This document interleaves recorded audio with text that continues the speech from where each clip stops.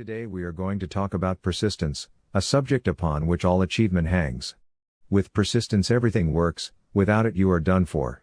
A story was once told in the Bible by Jesus about persistence, saying, "There was in a city a judge, which feared not God, neither regarded man. And there was a widow in that city, and she came unto him, saying, Avenge me of mine adversary. And he would not for a while, but afterward he said within himself, Though I fear not God, nor regard man, yet because this widow troubled me, I will avenge her, lest by her continual coming she weary me." In this story, Jesus was giving us a life message: hang in there, don't you dare give up, continue to knock, go ahead with your seeking, and your heavenly Father will have no choice but to grant you your request. It is quite unfortunate that many fail to heed this message. They give up just this side of success. They start out in life with great enthusiasm, but it generally oozes out before they reach their goal. All along life's course we see people who have fallen out of the running at different stages. Men may be industrious, honest, enthusiastic, well-educated, and have had good opportunities, but lack persistence and courage, and withdraw from the race when the unseen goal is only a little ahead. How surprised they would be if the veil were lifted off their eyes. But the failure to take the last few steps has made all the difference to them between failure, or mediocrity, and the longed-for success. An army which no human being could number lies encamped around the great city of success, close to its walls, near to its very gates, but it has never entered the city and it never will enter it. Thousands of people in this great army of the defeated would tell you, if questioned, that they never had a fair chance, that their education was neglected, and they never had anyone to favor them. Yet many of them were born and reared under the shadow of the night schools and splendid public libraries, and had all their evenings and a great deal of daytime at their command, while the Abraham Lincolns and thousands of other poor boys got their education by the light of pine knots before the fire in log cabins, or amid other lowly environments, and marched past them with triumphant step on their way to victory. Nearly every successful person has felt, during years of struggle and endeavor, that he was accomplishing very little, and that life might still be a failure. But those who have achieved good results kept on trying, no matter how dark the night, or how great the obstacles. There is no genius like that of holding on, and making continuous effort under difficulties. There are 1,000 people who have talent to one who has grit. Brilliancy gives up, and talent gets disheartened before difficulty and let go. There are some very brilliant men in public life who almost do great things, men who raise great expectations in some particular line, but who never win out. They remain perpetual prospectuses of works which are never published. I believe that more people fail from the lack of staying power than from almost anything else. Many are willing to pay any price to attain their ambition, except that of plain, downright hard work.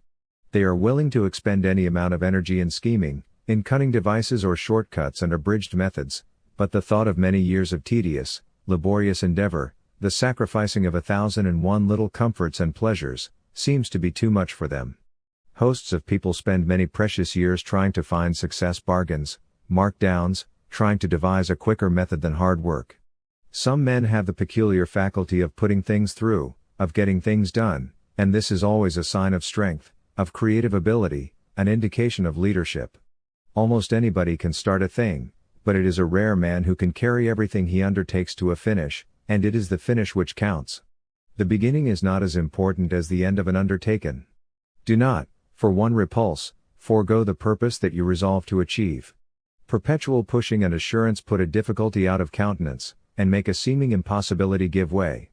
The only failure a man ought to fear is failure in cleaving to the purpose he sees to be best. "There is a mark, and here is a ball," said an employer to 30 applicants who had answered his advertisement for a male clerk. "Let me see which one of you, in 7 chances, can hit it the most." All of the applicants missed the mark. "Come back tomorrow," said the employer, "and see if you can do better." The next day brought but one little fellow, who said he was ready for the test, and, when he tried, he hit the center every time. "How is this?" asked the man, in surprise. "Why," said the boy, "I wanted the place very much, to help my mother, so I practiced all night in the shed." It is needless to say that he was engaged, for he was a boy made of the right stuff, and he brought it out for use and promotion. It is narrated of Tamerlane that, when closely pursued by his enemies, he took refuge in a ruined building, where he was taught a great lesson in persistence. While he was in this solitary building, he watched with an amazement an ant tugging and striving to carry a single grain of corn. The ant's unavailing efforts were repeated 69 times, and at each brave attempt, as soon as he reached a certain projecting point, he fell back with his burden, unable to surmount it, when lo! The 70th time he bore away his spoil in triumph, and left the wondering hero reanimated and exulting in the hope of future victory. Failure is the final test of persistence and of an iron will. It either crushes a life or solidifies it. Had Franklin Pierce not been one of the most persevering of men, he would never have been elected President of the United States. When he made his debut at the bar, he broke down completely. Although deeply mortified, he was not discouraged, as many would have been. He said he would try the experiment 999 times more, and then, if he failed, he would repeat it for the 1000th time. Nothing is denied to such perseverance. During a period of great anxiety, Frank B. Carpenter, the artist, painting the signing of the proclamation, at the White House, asked the chief magistrate, "How does Grant impress you as compared with other leading generals?" "The great thing about him," answered the president, "is cool persistence of purpose. He is not easily excited, and he has got the grip of a bulldog. When he once gets his teeth in, nothing can shake him off." When Abraham Lincoln was young, he made up his mind to put himself before the public, and discussed his plans with his friends. "I have talked with great men," he told his fellow clerk and friend, Greene, "and I do not see how they differ from others." In order to keep the vision of his purpose, he walked 7 or 8 miles to debating clubs. He sought Mentor Graham, the schoolmaster, and asked his advice about studying grammar. "If you are going before the public," said Mr. Graham, "you ought to do it at once."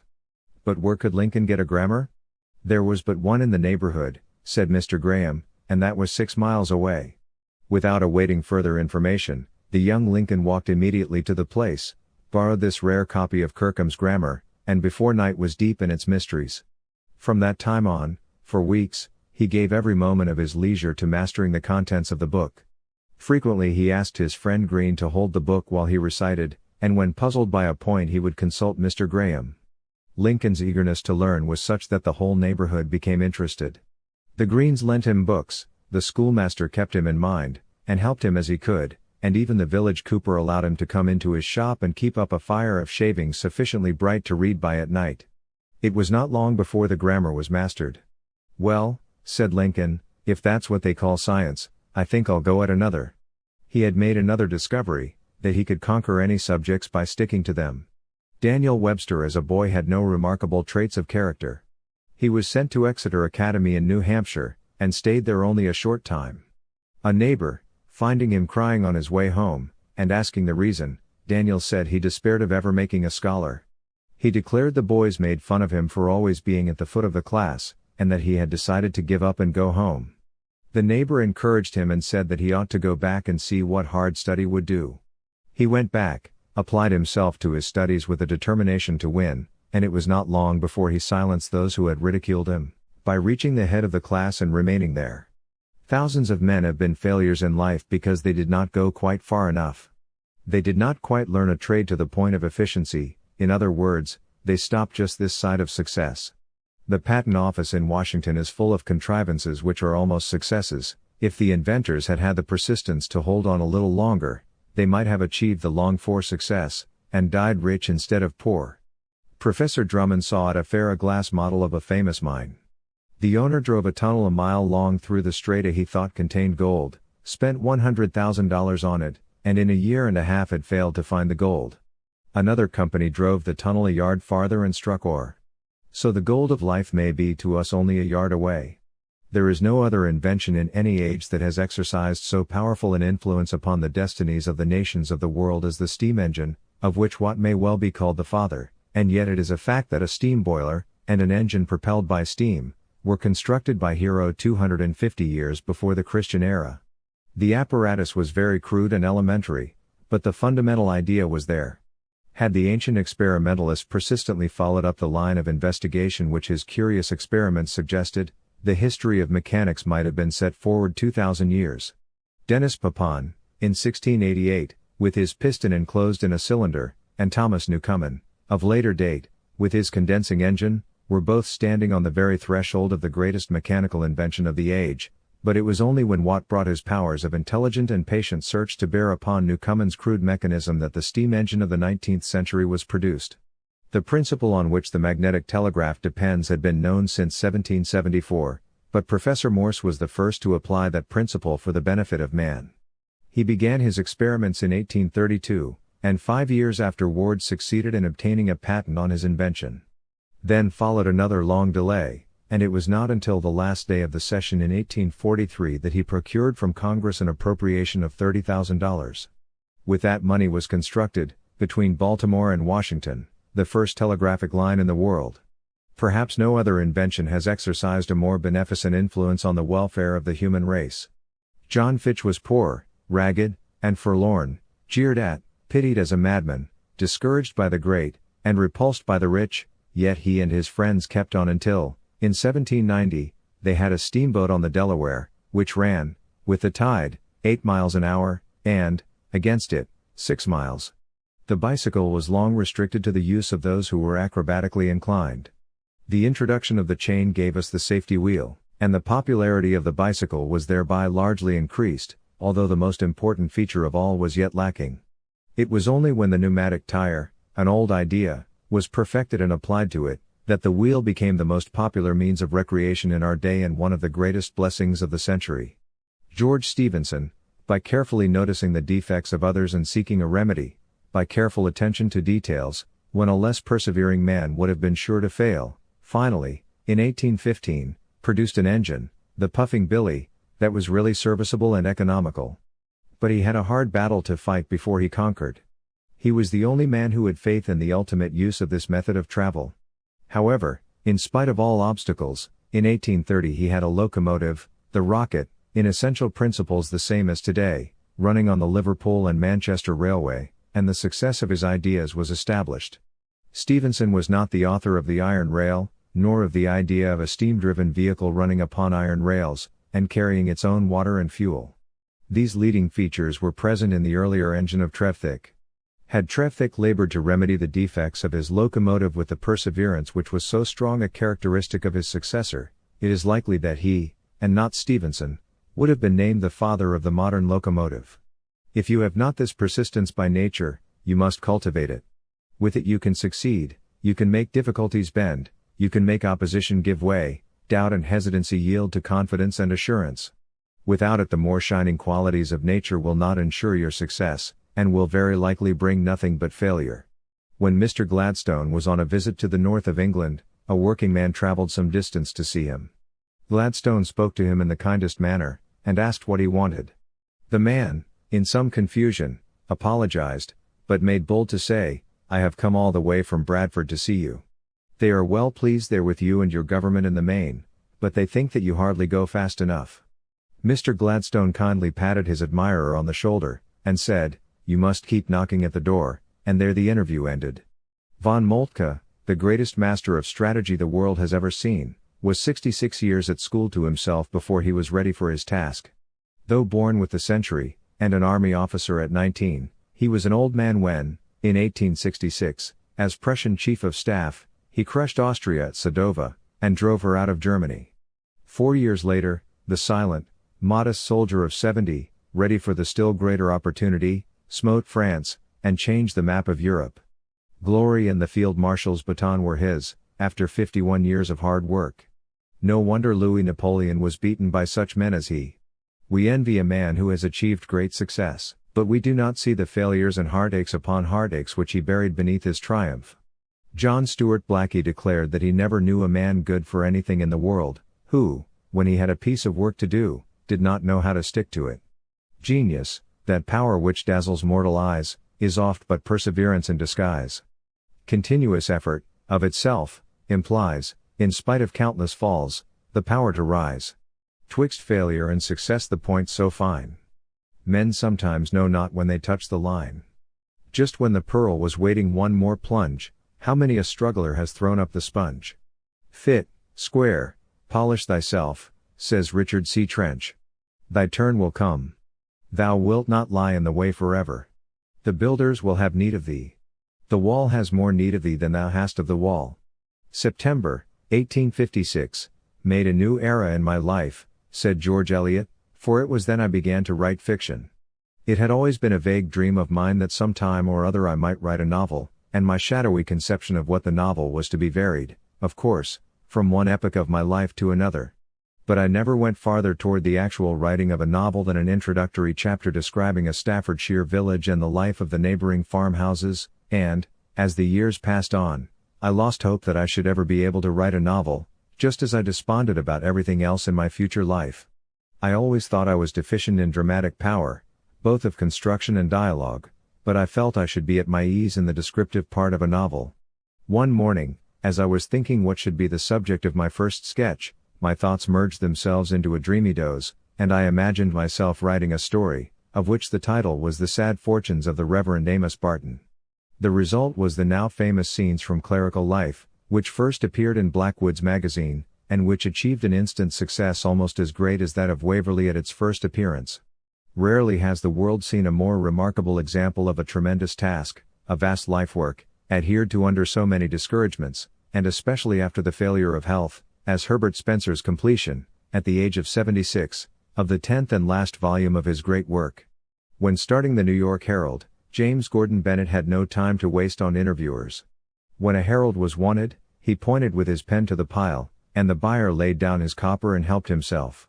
The struggle was longer and harder than even that of the Tribune, and often, after a hard week's toil of 17 and 18 hours a day, there would not be $0.25 left over for Saturday night.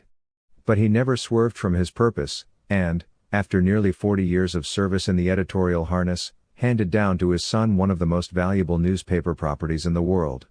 A poor London boy started out, determined to visit every office and place of business until he found a job, no matter how long it might take.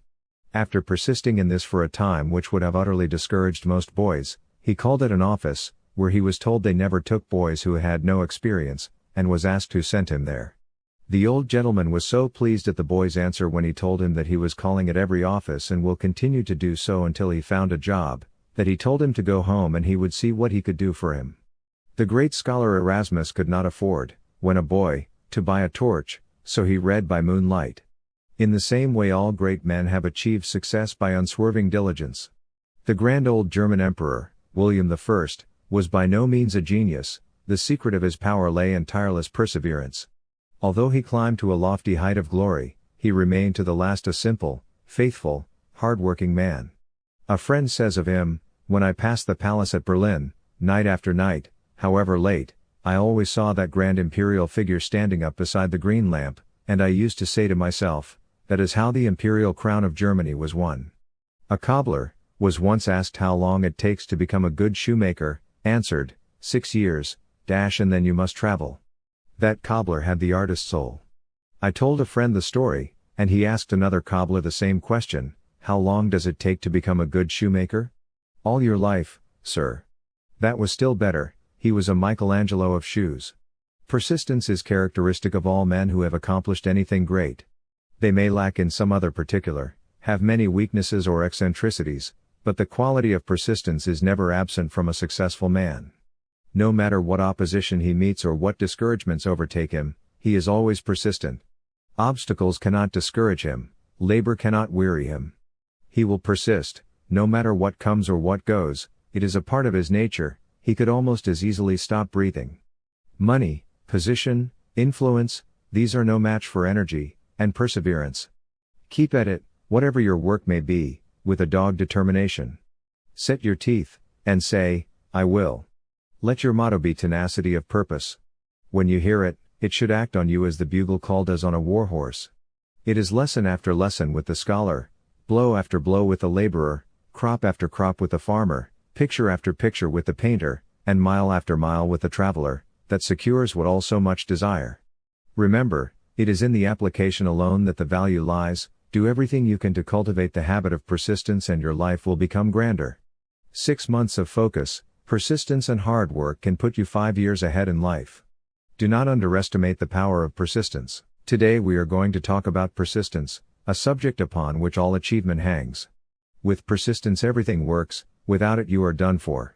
A story was once told in the Bible by Jesus about persistence, saying, "There was in a city a judge, which feared not God, neither regarded man. And there was a widow in that city, and she came unto him, saying, Avenge me of mine adversary. And he would not for a while, But afterward he said within himself, Though I fear not God, nor regard man, yet because this widow troubled me, I will avenge her, lest by her continual coming she weary me. In this story, Jesus was giving us a life message, hang in